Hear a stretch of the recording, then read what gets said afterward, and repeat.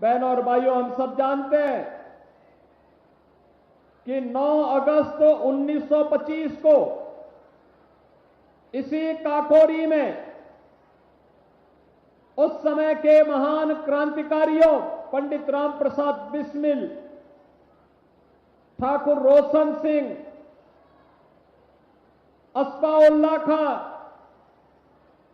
राजेंद्र नाथ लाड़ी,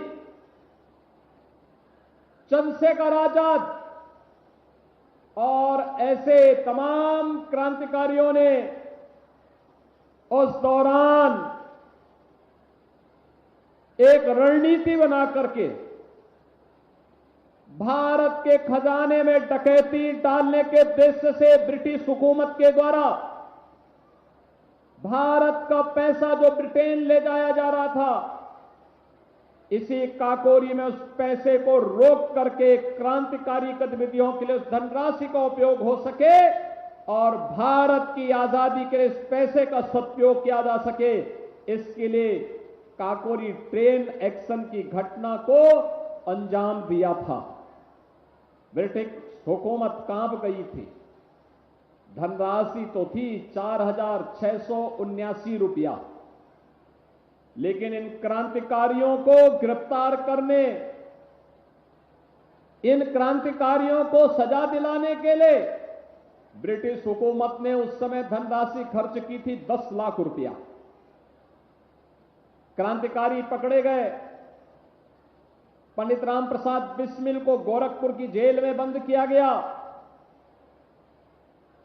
ठाकुर रोशन सिंह, राजेंद्र नाथ लाड़ी, अस्फाउल्लाह खां को अलग अलग जेलों में गोंडा, फैजाबाद और नैनी जेल में बंद करके बिना सुनवाई किए ही इन्हें फांसी की सजा सुना दी गई। और फांसी की सजा ही नहीं सुनाई, जो नियत तिथि थी, ब्रिटिश हुकूमत कितनी घबराई हुई थी कि नियत तिथि से एक दिन पहले ही इन क्रांतिकारियों को, काकोरी ट्रेन एक्शन के महानायकों को फांसी के फंदे पर लटका करके उस समय की हुकूमत ने अपनी कायरता का परिचय देने का कार्य किया था। लेकिन उस समय इन क्रांतिकारियों को जब सजा भी दी जा रही थी, इन्होंने कभी भी ब्रिटिश हुकूमत के सामने हिम्मत नहीं हारी। इस पूरे आंदोलन को नेतृत्व प्रदान करने वाले पंडित राम प्रसाद बिस्मिल से जब पूछा गया, एक ही बात उनसे पूछा जाता था, जिस भी क्रांतिकारी से पूछा जाता था कि आखिर कोई इच्छा हो, ब्रिटिश हुकूमत से माफी मांग लोगे तो हो सकता माफी मिल जाएगी।